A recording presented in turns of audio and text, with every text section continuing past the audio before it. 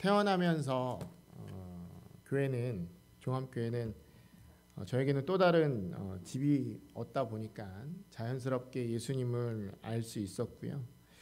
또 좋은 선생님을 만나서 저도 저런 선생님이 되고 싶다라는 생각 속에서 자연스럽게 교회 학교 교사가 되었었어요. 그러다 보니까 지금 이 자리까지 서게 되었습니다.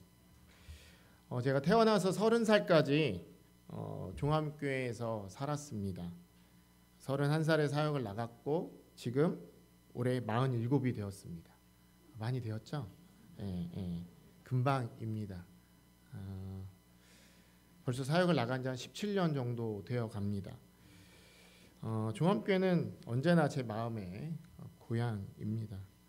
우리 어릴 때 이제 찬양을 하면서 앞에가 다 보이더라고요. 어릴 때 뵀던 분들 건강한 모습 보니까 그 모습을 보는 것만으로도 가슴에 감동이 있고요. 또 우리 낯선 얼굴들도 보이더라고요. 그 사실로 인해서 또 너무 감사하고 감동이 되었습니다. 먼저 우리 집사님들께 좀 감사를 드리고 싶습니다. 종합교회에서 많은 사역자가 배출되었는데요. 제가 보니까 친교회권 안에서 사역들을 다들 잘하고 있습니다. 우리 집사님들과 성도님들께서 신학교에 다닐 수 있도록 배려해 주시고 또한 이곳에서 훈련을 잘 받을 수 있도록 기도해 주시고 그런 길들을 열어 주셨기 때문에 가능한 일들입니다. 우리 유현택 목사님과 우리 강성수 사모님 감사를 드립니다. 저희에게 비전을 심어 주시고자 국내, 국외 가릴 것 없이 정말로 많은 선교 여행을 준비해서 데리고 다니셨는데 사역을 해보니까 그 일이 결코 쉽지 않은 일임을 뼈저리게 실감하고 있습니다. 새삼 깨닫고 있어요. 제가 어린 시절부터 종합교회에서 태어나고 자란 건 주님의 은혜입니다. 제가 지금 사역을 하고 있는 성남 침례교회에서 딴 거 하고 있는 게 없습니다. 뭐 하고 있냐면 제자 훈련 열심히 하고 있습니다. 제자 되고 제자 삼자라는 비전 아래 훈련해 주셨기 때문에 가능한 일이었죠. 저에게는 이 옷이 너무나 잘 맞습니다. 마치 맞춤 정장을 입은 것 같아요. 그래서 그러다 보니까 더 특별한 교회에서 좋은 훈련을 받을 수 있도록 하나님께서 인도해 주신 그 사실이 너무나 큰 은혜로 다가옵니다. 제가 또 잘하는 게 하나 있는데 뭐냐면 성도들과 잘 어울리는 겁니다. 잘 놀러 다닙니다. 종합교회에서 배운 거죠. 다른 교회 사역자들이 저에게 전화를 해요. 몇 명인데 수련회 어디로 가면 좋겠냐고. 제가 잘 노는 걸로 소문이 났나 봅니다. 잘 노는 목회자가 돼서 저희 교회 또한 잘 노는 교회가 되었으면 좋겠습니다. 체육대회 즐거우셨나요? 네. 2달 전에 저희가 초안이 나왔어요. 사역자들이 깜짝 놀라더라고요. 너무 빨리 나온 거 아니냐고. 그래서 사역자들에게 피드백을 받으면서 저희가 준비를 했는데 장소만 한 20군데 정도를 알아봤습니다. 노는 거 정말 빠르게 잘 준비하죠. 잘 어울린다고 성도들이 좋아합니다. 저희도 효도관광도 가야 되고요. 여성교회 1박 2일도 다녀올 예정입니다. 어디서 배웠겠습니까? 저를 쳐다보질 않으신데 목사님께서 종합교회에서 배운 겁니다. 저희가 올해 수련회 여름 학예 수련회를 2군데를 가요. 하나는 우리 같이 가는 가평 오륜 비전 빌리지를 가고요. 한 군데는 어디를 가는지 아십니까? 일단 목포를 갑니다. 목포에 가서 배를 타고 4시간을 가면 우이도라고 하는 섬이 있어요. 섬총사에 나왔던 섬인데 그곳으로 3박 4일 수련회를 갑니다. 제가 초등학교 4학년 때 덕적도를 갔던 게 잊혀지지가 않습니다. 참 물도 우리 정말 너무나 귀했고 제가 알고 우리 김미선 선생님 여기 계시는데 낚싯바늘에 걸려서 고생하셨던 곳이 아마 덕적도였던 것 같아요. 그죠? 예. 이정식 목사님은 잘 아시죠? 청년 시절에 교회 오셨어요. 학생부를 이곳에서 보내신 적이 없으십니다. 우리 말로 일단 먹고 들어가는 이영주 목사죠. 이제 이영주 목사는 중학교 때부터 다녔어요.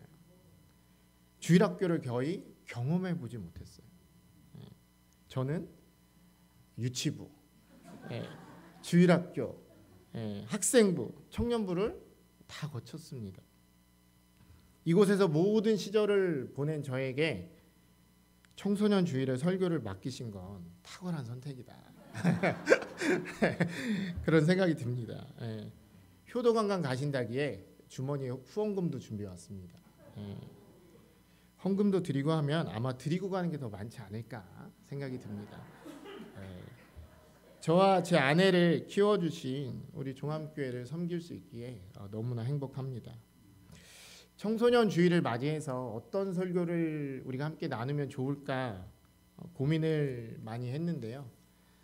오늘은 제가 최근에 저희 청소년, 저희도 청년들이 있는데 청년들에게 조금 아쉬움을 느끼는 부분들이 좀 있어요. 그래서 그 부분들에 대한 얘기들을 좀 우리 청소년과 청년들에게도 좀 함께 나누길 원합니다. 왜냐하면 사실 비슷한 상황이기 때문이죠. 한 가지 이야기를 좀 시작해 볼까 합니다. 스페인의 시골 향사 알폰소 카하노는 스스로 자신을 돈키호테라고 말하면서요, 기사 이름을 짓고 기사도를 회복하고자 방랑 기사 여행을 떠납니다. 여자와 미망인을 보호하고 불쌍하고 가난한 고아들을 구제하는 목적으로 떠나죠. 목적은 근사하지만 그가 하는 행동은 거의 코미디언이나 다름이 없습니다. 풍차를 거인으로 알고 돌진하는가 하면 시골 이발사의 세숫대야를 전설적인 맘보리노의 투구로 오인하고 힘으로 빼앗기도 합니다. 또한 허름한 여관을 거대한 성으로 착각해서 여관 주인에게 기사 자기를 달라고 하는 엉터리 기사죠. 하지만 그는 자신이 생각하는 정의를 위해서 몸을 아끼지 않고 불이라 여겼을 경우 주저하지 않고 칼을 뽑습니다. 자신의 신념에 확신이 서면 목숨을 아까워하지 않고 나아가는 진짜 기사였던 거죠. 성경의 인물 중에 돈키호테를 닮은 사람을 뽑으라면 오늘 본문에 나오는 에바브로디도를 뽑고 싶습니다. 그는 어떤 사람입니까? 우리 빌립보서 2장 27절을 새 번역으로 좀 읽어보도록 하겠습니다. 같이 읽어볼까요? 사실 그는 병이 나서 죽을 뻔하였습니다. 그러나 하나님께서 그를 불쌍히 여기시고 그만이 아니라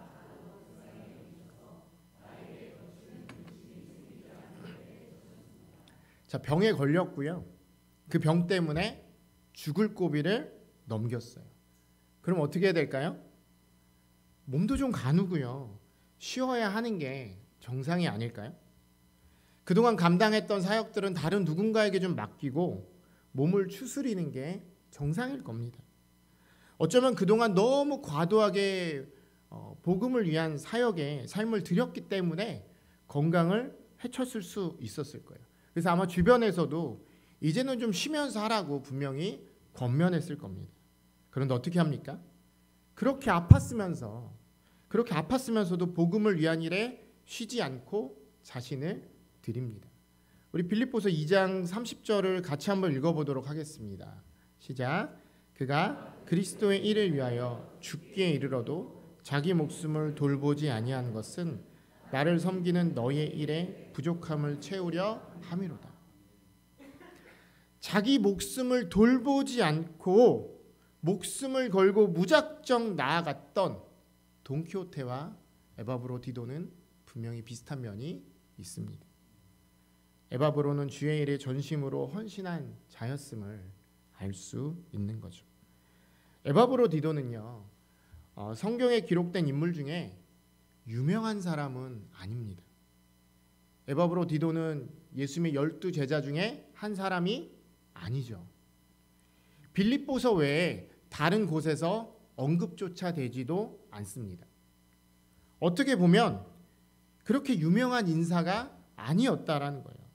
그는 바울처럼 정말 놀라울 만한 스펙을 가진 사람도 아니었어요. 바울은 성경에 나오는 사람들 중에서 가장 많은, 가장 화려한 스펙을 가진 사람이었습니다. 빌립보서 3장 4절을 보면 스펙이 얼마나 좋았으면 스스로 육체에 신뢰를 둘 만한 사람이라고 고백합니다. 그는 난지 8일 만에 할례를 받은 정통 유대인이었어요. 그의 몸 안에는 선민의 피가 흐르고 있었던 거예요. 그는 히브리인 중에 히브리인이었어요. 당시 외국에 흩어져 살면서 히브리어를 잃은 채 헬라어를 사용하는 히브리인이 참 많았는데 그런 사람이 아니라 히브리 말을 할 줄 아는 오리지널 히브리인이었다라는 거예요. 그는 또한 바리새인이기도 했죠. 이스라엘의 영적 엘리트 그룹에 속해 있었고 당시 가장 명성이 높았던 가말리엘의 문화 아래 있던 학자이기도 했습니다. 폭넓은 지식과 예리한 지식을 가진 사람이었다라는 거예요. 그는 열심으로 또한 교회를 박해한 사람입니다. 당시 바울의 입장에서 보면 해로운 이단 박멸에 앞장섰다는 말인데 동료들을 뛰어넘는 열정과 에너지로 놀라운 성취를 이뤘던 사람이죠. 얼마나 열심이었는지 예루살렘을 도망쳐가는 사람들을 쫓아 다메섹까지 갔던 열정의 소유자였습니다. 율법의 의로는 흠잡을 데가 없는 사람이었어요. 도덕적으로 완벽한 삶을 살았던 사람입니다. 스스로 흠잡을 데가 없다라고 말할 수 있는 사람이 천하에 몇 명이나 되겠습니까? 정말로 도덕적으로 윤리적으로도 무결점의 삶을 살았던 인물이 바로 바울이었던 거예요. 이것이 바울의 스펙입니다. 그것도 고스펙을 가진 아주 유명한 인물이었어요. 명문 가정에서 태어나 공부도 잘했을 뿐만 아니라 전공 분야에서도 이미 인정을 받는 인물이었다라는 거죠. 근데 바울과 달리 에바브로의 디도에 대해서는 그가 어디 출신인지 무엇을 하던 사람인지 성경에 알려진 바가 전혀 없습니다. 19절에 나오는 인물인 디모데는요, 어머니가 유니게로 알려진 반면에 에바브로 디도는 누구의 자녀인지조차 나와 있지 않아요. 찐 무명의 사람이었던 거예요. 오늘날로 말하면 별 볼 일 없는 스펙을 가진 사람이었다라는 거죠. 그러나 그는 주의 복음을 위해서 목숨까지도 아까워하지 않는 충성된 일꾼이었습니다. 25절을 보면 바울은 에바브로 디도를 그리스도의 군사로서 지금까지 나와 수고하고 있는 지체, 그러니까 형제, 동역자라고 소개합니다. 잘 알려지지도 않은 한 사람을, 스펙도 없어 보이는 한 사람을 정말로 귀한 사역을 감당하고 있는 주의 종이라고 소개하고 있는 거죠. 우리는 이 지점에서 한 가지를 적용하기를 원하는데요. 스펙보다는 스토리가 있는 삶을 살랍니다. 우리 청소년들과 우리 청년들, 저처럼 저 뒤에 앉아 계시는데, 네, 저도 그 자리에 앉았었습니다. 네, 괜찮아요. 우리 한번 읽어볼까요? 스펙보다 스토리가 있는 삶을 살라. 시작. 네. 많은 청소년들이 스펙을 쌓으면서 살아갑니다. 우리 중고등학생들은 좋은 대학에 입학을 하기 원하죠. 그리고 그 학교를 졸업하기를 원합니다. 왜 공부하냐고 물어보면 좋은 대학 가려고라는 대답이 먼저 나옵니다. 왜 그러면 좋은 대학을 가려고 하냐라고 물어보면 좋은 곳에 취직하려고 한다고 대답을 하죠. 그럼 왜 좋은 곳에 취직하려고 하냐라고 물어보면 돈을 많이 벌 수 있어서라고 대답을 합니다. 결국 이 세상 사람들은 대부분 돈을 목적으로 스펙을 쌓아갑니다. 많은 재물을 벌기 위해 대학 가서는 높은 토익 점수를 미리 따놓고 희소성 있는 자격증들을 취득합니다. 사회생활을 하는데 필요한 부분들이죠. 하지 말라고 하고 싶지 않습니다. 하지만 인생에서 하나님이 빠진 스펙은 아무리 쌓아도 아무런 의미가 없다는 사실을 알고 쌓으실 수 있기를 바랍니다. 취업난이 심해지면서 청년들은 정말로 무한 스펙 경쟁 속에서 살아가고 있어요. 심지어 입사에 필요 없는 오버 스펙까지 갖추지 않으면 불안하다 보니까 스펙 강박증까지 생겼습니다. 좋은 곳에 취직하고 싶은 마음이 누구에게나 있다 보니까 이 세상은요, 고스펙 평준화 현상까지 일어나고 있습니다. 지금 청년들은요, 개국 이래 가장 높은 스펙을 가진 세대들입니다. 청년들 뿐인가요? 40대 이상인 분들도 은퇴 후에 제2의 삶을 준비하고자 스펙을 쌓죠. 그러다 보니 일단 삶이 굉장히 바쁠 수밖에 없습니다. 일하랴, 은퇴 이후의 삶을 준비하랴, 평생을 어때요? 바쁘게 살아가는 거예요. 사회에서 정말로 뒤처지지 않기 위해서 안간힘을 정말 쓰면서 살아가는 거죠. 그러나 쌓여가는 스펙과 달리 안타까운 일들은 여전히 발생합니다. 열심히 살았는데도 보면 일이 잘 풀리지 않는 분들이 계세요. 스펙을 쌓을 만큼 쌓았음에도 불구하고 취업이 잘 안 되는 분들도 있습니다. 이 세대를 3포 세대, 4포 세대, 5포 세대라고 부르죠. 연애, 결혼, 출산, 인간관계, 내 집 마련을 포기했다라는 것. 또한 정신없이 살다가 건강을 잃어버리는 분들도 계시고요. 정말로 자녀를 위해서 열심히 산다고 살았는데 정작 자녀와는 너무나 멀어진 부모들도 계십니다. 돌이킬 수 없을 정도로 너무 정신없이 살다 뒤늦은 후회를 하는 분들이 의외로 많습니다. 이렇게 바쁘다 보니까 심지어 주님의 일도 점점 뒷전으로 밀린 채 살아가게 되죠.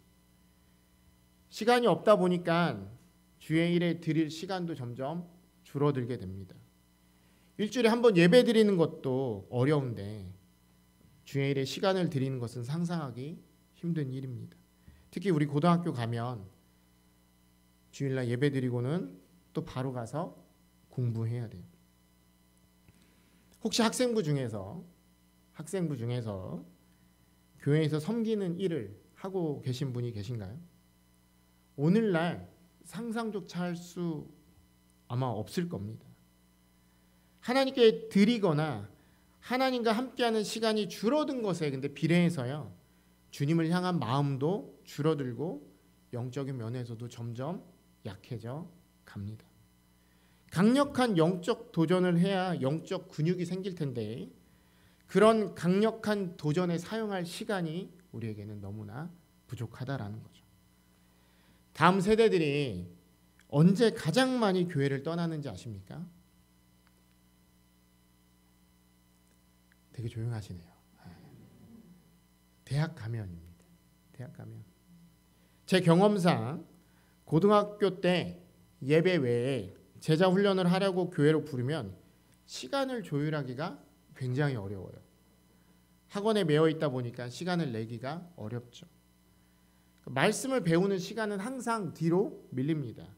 대학 가서 하면 되지라는 생각을 우리 부모님들부터 가지고 계시다 보니까 아이들이 영적인 공급을 제대로 받으면서 공부해야 되는데 영적 영양실조에 걸린 채 대입을 준비합니다. 그렇게 2, 3년을 보내죠. 그리고 대학에 가면 신천지가 열립니다.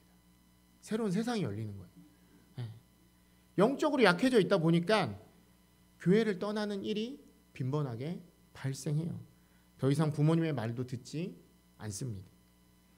강력한 영적 도전에 사용할 시간이 없던 것이 한국 교회를 이런 낭떠러지로 내몰았던 겁니다. 바울이 살던 시대, 에바브로가 살던 시대는 달랐을까요? 그때도 지금처럼 먹고 살기 바빴을 겁니다. 지금도 지금처럼 여행 가고 싶은 마음, 더 많은 것을 소유하고 싶은 마음은 시대를 불문하고 동일했을 겁니다. 그런 사회에서도 에바브로 디도는 돈키호테처럼 시대의 흐름을 따라 살지 않았던 거예요. 27절 한번 보시기 바랍니다. 심지어 죽을 수 있는 병에 걸린 상황에서도 자신의 목숨을 돌보기보단 복음을 위해 자신의 목숨까지 드렸습니다. 스펙도 별 볼 일 없던 한 사람이 주님을 위한 자신만의 스토리를 써 갔던 겁니다. 하나님은요, 지금도 자신과 함께하는 사람들의 스토리를 기대하고 계십니다. 종합교회 우리 청소년 여러분, 그리고 성도님들, 하나님을 향한 하나님과 함께하는 인생의 스토리가 있으십니까? 지금도 써 내려가고 있으십니까? 저희 교회에, 제가 섬기는 교회에 한 형제가 있어요. 이 형제가 교회 자매랑 결혼을 했는데 지난 4월 6일 날 결혼을 했습니다. 결혼 전에 이 형제가 직장이 없었습니다. 결혼도 해야 됐기에 당장 직장을 구하는 것이 굉장히 긴급한 일이었어요. 그래서 꽤 긴 시간 동안 직장을 놓고 기도하며 구했습니다. 당장 돈 때문이라도 급하게 결정하고 다닐 수 있는 곳들은 많았어요. 그러나 이 형제와 자매는 수요 예배를 섬길 수 있는 직장에 가게 해달라고 기도하며 직장을 구했습니다. 왜 수요 예배까지 섬길 수 있는 직장을 구했는지 아십니까? 지금 이 형제가 저희 교회에서 수요 예배 찬양 인도를 담당하고 있고요. 자매는 방송을 담당하고 있어요. 만약 이 형제가 없으면 제가 혼자서 찬양 인도, 대표 기도, 설교, 폐 기도까지 뭐 해야 되는 거예요? 혼자서 북치고 장구치고를 다 해야 되는 거예요. 이 형제가 저를 궁일이 여긴 겁니다. 그래서 찬양 인도는 본인이 해주고 싶어서 수예배를 섬길 수 있는 직장을 구한 거죠. 직장을 구하기가 쉽지가 않았어요. 몇 개월을 쉬었으니까 재정적인 압박도 받을 수밖에 없는 상황에 이르렀지만 그들은 포기하지 않았고 수예배를 섬길 수 있는 직장이 아니면 과감히 그 어떤 제한도 포기했습니다. 마침내 수예배를 섬길 수 있는 직장을 구했어요. 저를 궁일이 여긴 그들을 하나님께서 궁일이 여기셨던 거죠. 하나님의 인도하심이었습니다. 그들의 믿음의 행보는요, 이뿐만이 아니었어요.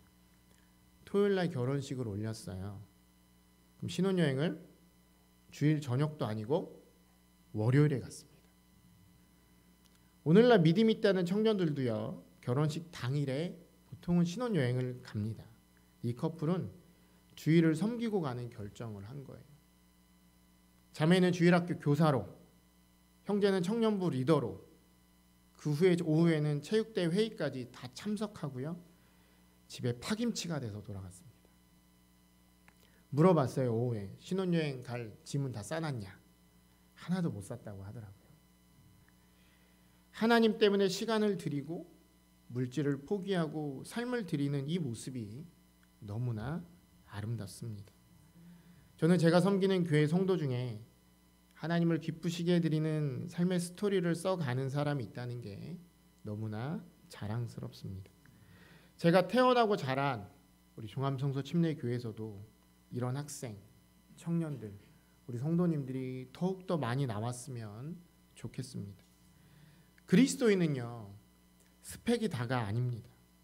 하나님 앞에 섰을 때 하나님께서 너 어느 대학 나왔니? 뭐 전공했니? 어느 회사 다니다 왔니? 어떤 자격증을 가졌는지 물어보실까요? 재산을 얼마나 모았는지 물어보실까요? 얼마나 건강하게 살았는지 물어보실까요? 내가 어디에 어떤 집을 사놨는지 물어보실까요? 하나도 궁금해하지 않으실 겁니다. 아마 내가 어떤 삶을 살았는지를 물어보실 겁니다. 삶의 스토리를 물어보실 거라는 거죠. 내가 주를 위해, 교회를 위해, 영혼들을 위해서 어떤 삶을 살았는지를 물어보실 겁니다. 나를 위해서 무엇을 이루었는지가 아니라 주님을 위해서 어떤 이야기를 써 내려갔는지를 물으실 겁니다. 수능에 나온다고 하면 그 문제 어떻게 해요? 반드시 알고 수능장에 들어가야겠죠. 하나님 앞에 섰을 때 나올 질문이 뻔하다면 그 질문에 맞는 답을 준비하는 게 지혜로운 인생이 아닐까요? 왜 답지에 쓰지도 못할 것들로 한 번뿐인 인생을 낭비하려 하십니까? 우리 사랑하는 우리 학생, 청년들, 그리고 우리 성도님들, 우리도 신앙의 스토리를 써가는 자들이 되기를 원합니다. 하나님을 미친 듯이 사랑한 흔적이 있는 삶을 살아가길 원합니다. 공부도 좋고 좋은 대학에 가는 것도 좋아요. 좋은 곳에 취직하는 것도 좋습니다. 근데 그런 것보다 정말 우선적으로 하나님을 내 삶 가운데 미친 듯이 사랑하는 흔적이 남기를 원합니다. 하나님 때문에 예배에 목숨을 건 흔적이 남기를 원합니다.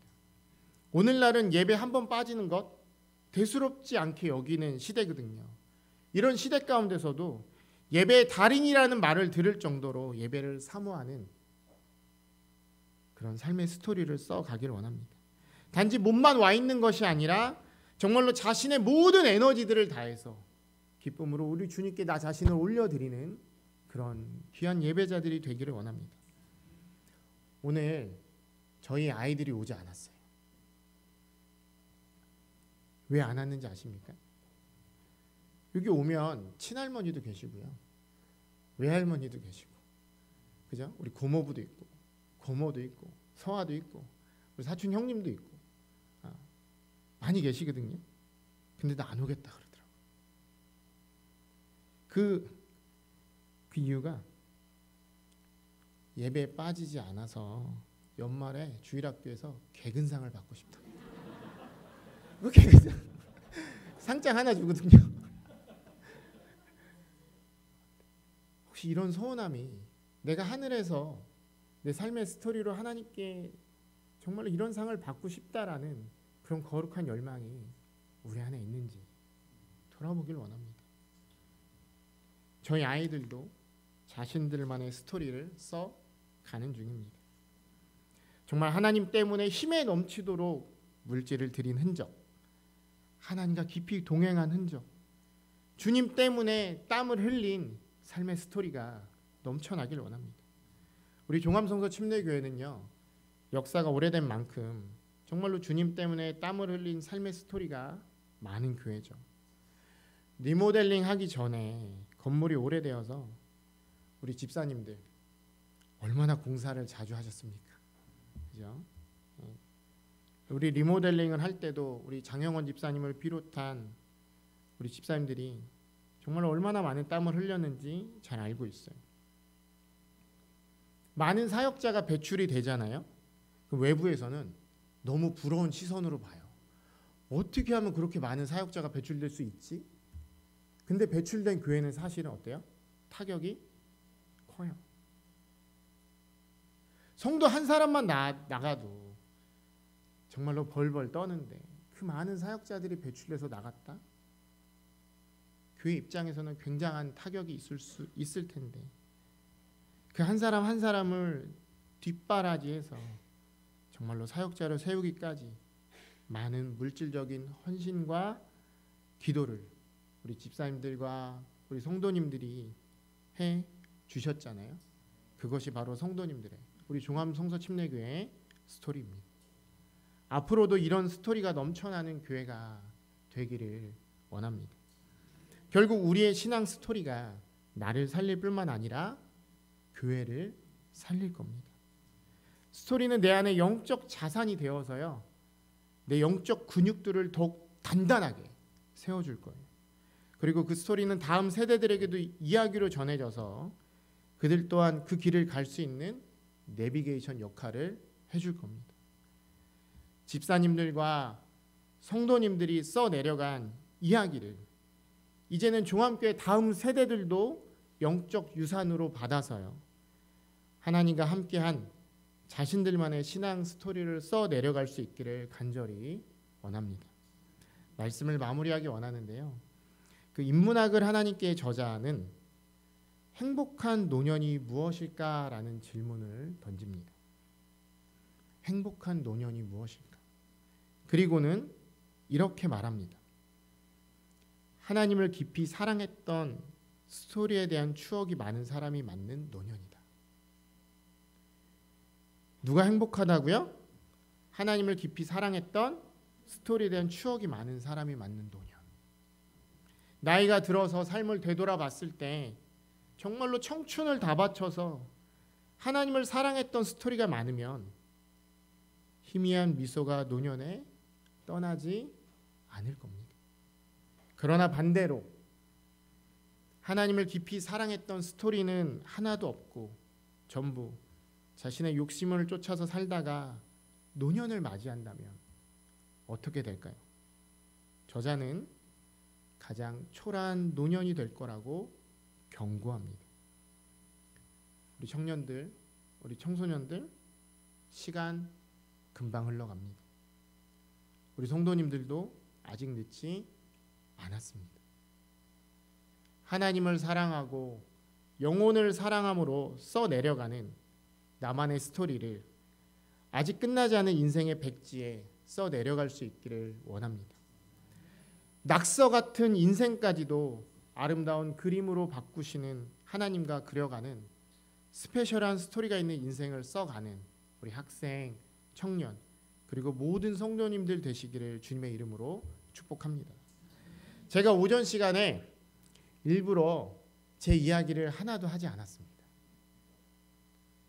오후에 하나님과 함께 써가고 있는 제 이야기를 나누려고 합니다. 이 이야기를 듣고 싶으신 분들은 오후까지 함께 해주시기를 바랍니다. 이 시간 우리 하나님의 부르심 함께 찬양 드리신 후에 함께 주님께 결단하며 기도하는 시간 갖도록 하겠습니다.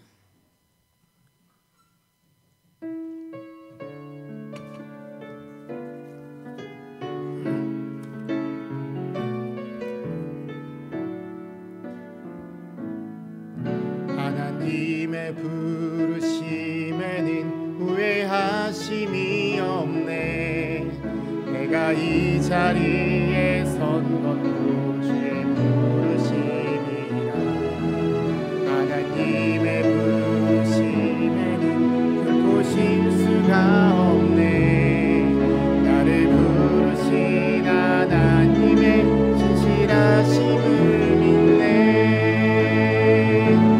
날 부르신 뜻 내 생각보다 크고 날 향한 계획 나의 지혜로 측량 못하나 가장 좋은 길로 가장 완전한 길로 오늘로 날 이끄신 믿네. 우리 잠깐 기도하며 나아갈 때 하나님께서 우리를 구원으로 부르셨습니다. 우리를 구원해 주셨고 당신의 자녀로 부르셨는데 그것은 이 세상 가운데 나의 욕심을 이루며 살라고 부르신 것이 아니라 하나님과 함께하는 스토리, 하나님을 위해서 삶을 살아가는 그 스토리, 하나님을 열렬히 사랑한 그 스토리를 나와 함께 써가자라고 우리를 구원으로 부르신 겁니다. 이 시간 그 부르심에 응답해서 지금부터라도 정말로 하나님과 함께하는 인생의 이야기를 써내려가길 원합니다라고 이 시간 결단하며 기도하며 나아가는 그런 시간 갖기를 원합니다. 이 시간 함께 기도하겠습니다. 아버지는 정말로 주님이었습니다. 하나님의 은혜 가운데서 정말로 우리 사랑하는 종합성도팀에게 우리 학생, 청년들, 모든 성도님들 한 마음 한 뜻으로 정말로 주님과 동행하며 주님과 함께한 삶의 스토리를 써내려가기를 원합니다. 이 세상에서 스펙을 쌓는 것도 너무나 중요하지만 정말로 하나님께서 우리를 부르시고 창조하신 그 목적대로 살아 앞으로 주님 앞에 섰을 때 우리가 무언가를 대답해야 되는데